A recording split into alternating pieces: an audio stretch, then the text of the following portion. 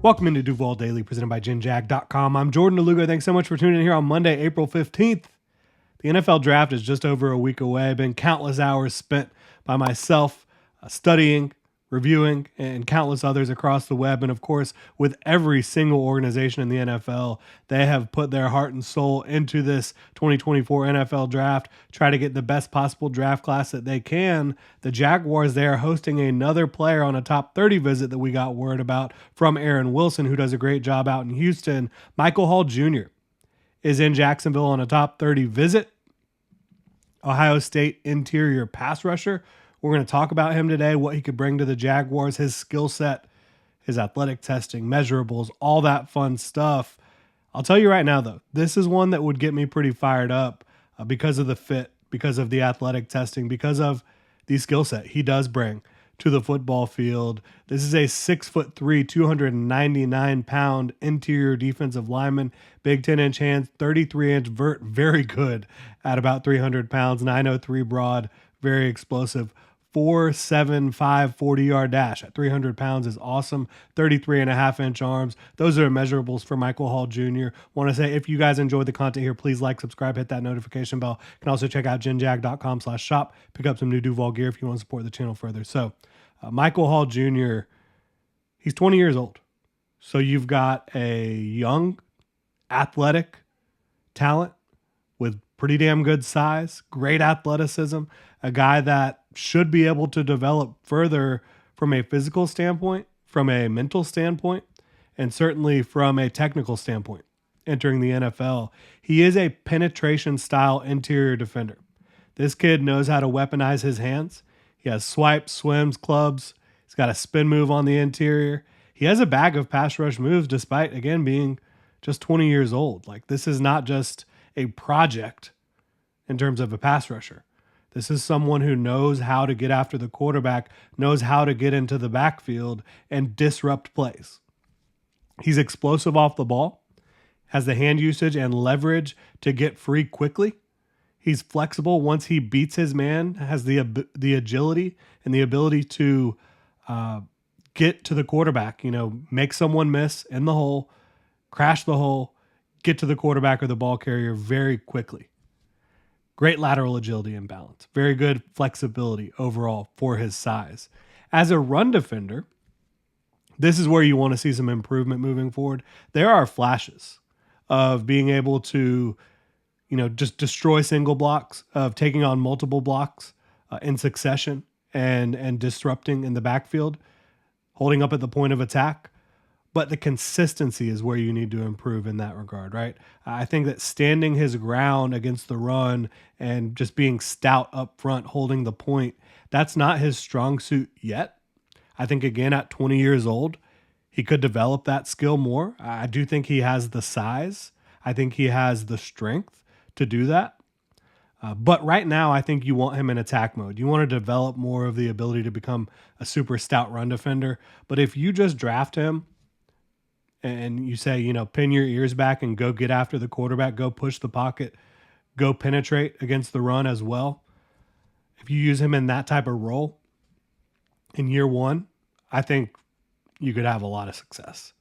Again, there are flashes of him being able to stand his ground, use his length and leverage to hold up against doubles and certainly against single run blocks, and even, power into the backfield, disrupt plays without actually making the tackle, but, using that leverage and length to just drive a guard into the backfield and completely disrupt the run. So I think I'm pretty bullish on his potential as a run defender. I do think also, that's from the interior. If you wanted to line him up at edge, head up or outside of the tackle right now and ask him to just set the edge in a Ryan Nielsen defense, I think he can absolutely do that without a problem. And keep in mind, he does not turn 21 until June. There is a lot of development ahead for Michael Hall Jr. So you've got a young interior defensive line prospect who has shown a ton of pass rush ability from the interior, elite athleticism, very good length, potential as a run defender. What am I missing here? Why is he not being talked about more? For me, when you talk about the fit with the Jaguars, it's a perfect fit. He does not have to be a starter in year one because you have Devon Hamilton. You have Eric Armstead. Ever heard of him? You have your guys on the edge, Trayvon Walker and Josh Allen as your starters. You also have Roy Robertson Harris, who is now gone from somebody who has to kind of take on a starter's role to somebody who can come in and be a rotational player. I think that suits Roy Robertson Harris very well. You've got Adam Gotsis. You did draft Tyler Lacey last year. You'll see where he fits. You have Jeremiah Ledbetter as well, who you saw some good things from in 2023. So where would Michael Hall fit in? To me, it's, again, as an interior designated pass rusher in year one, a guy that can bring the juice on third down. And I think you need more juice on third down than you have currently. So I would like that. I would love to see a third down lightning package of Michael Hall Jr. and Eric Armstead in the middle with Trayvon Walker and Josh Allen rushing from the edge. I think that could be awesome.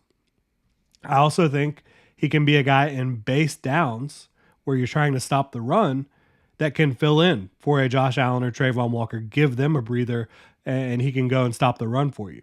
I think he can absolutely do that. He has the athleticism and the physicality to be able to set the edge and stop the run. Instantly adds that pass rush juice, though, that it's hard to find. And in the modern NFL, a lot of quarterbacks are good at evading the edge rush, right? Trevor Lawrence is one of them. But when you have pressure up the middle, that's when it gets really difficult for quarterbacks. When you have quick pressure up the middle and, Michael Hall Jr. playing next to Eric Armstead, learning from Eric Armstead, makes so much sense. Where would I take him? Where would the Jaguars have to take him if they're going to land him? It would be at 48 overall. Could also be in a trade down scenario from 17. I don't think he's going to go in the first round again because he does have a lot of development to do as a run defender. And usually when you talk about first round prospects on the interior, they are guys that can play the run and rush the passer. But there's a chance he goes late first round. I do believe there's a chance that he goes late first round. I value him as a second round pick and a very good second round pick. And we've talked about guys like Chris Jenkins to the Jaguars out of Michigan. Chris Jenkins is a very good run defender who has pass rush upside and a similar size profile to Michael Hall Jr. Would you rather have an interior pass rusher who has run defense upside or an interior run defender who has pass rush upside? For me, with the Jaguars' current group of players up front, I certainly would take Michael Hall Jr. over Chris Jenkins, even though I think Chris Jenkins is a very good second round prospect in his own right. So I'd be very much in if the Jaguars were able to land him at 48 overall. I'm not sure they'll be able to.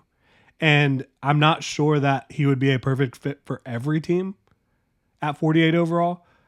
But teams like the Jaguars that have a lot of talent up front on the defensive line already, to where he doesn't have to come in and be your number one guy from the jump, that's where Michael Hall makes sense in the second round, in my opinion. But again, I would not be surprised if he goes before the Jaguars pick at 48 overall.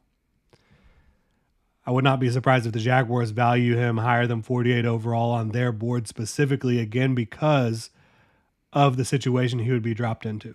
I think it'd be a great situation for Michael Hall Jr. But yeah, if the Jaguars could land him or do land him at 48 overall, I would be very much in on that.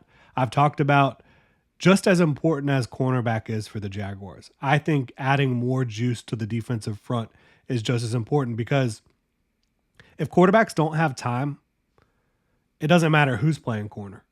It's going to be tough for them to execute at a high level. And Michael Hall Jr. is going to help reduce the time quarterbacks have in the backfield to throw the football. You've also got Ruke Orhoro out of Clemson visiting the Jaguars on a top 30 visit per his Instagram account. So that's another guy maybe potentially in a similar range to a Michael Hall Jr., a Chris Jenkins, who I just mentioned. Ruke Orhoro is a very good athlete, very good run defender. We're going to talk about him a little bit more later on, but This is how I view Michael Hall Jr. for the Jaguars. I think if they want to get him, it's going to be in the second round, and I think he'd be a perfect fit for them there because he would really upgrade the interior pass rush, make it easier for Josh Allen and Trayvon Walker. Would that be the end of adding to the pass rush? In my opinion, no, because you do still need more edge depth. But Michael Hall Jr., make no mistake about it, could help the Jaguars heat up the quarterback in a big way. Love to know what you guys think about Michael Hall Jr. Drop your comments in the comment section below. If you enjoy the content, please like, subscribe, hit that notification bell. You can also check out genjag.com/shop, pick up some new Duval gear to support the channel further. Y'all have a good one.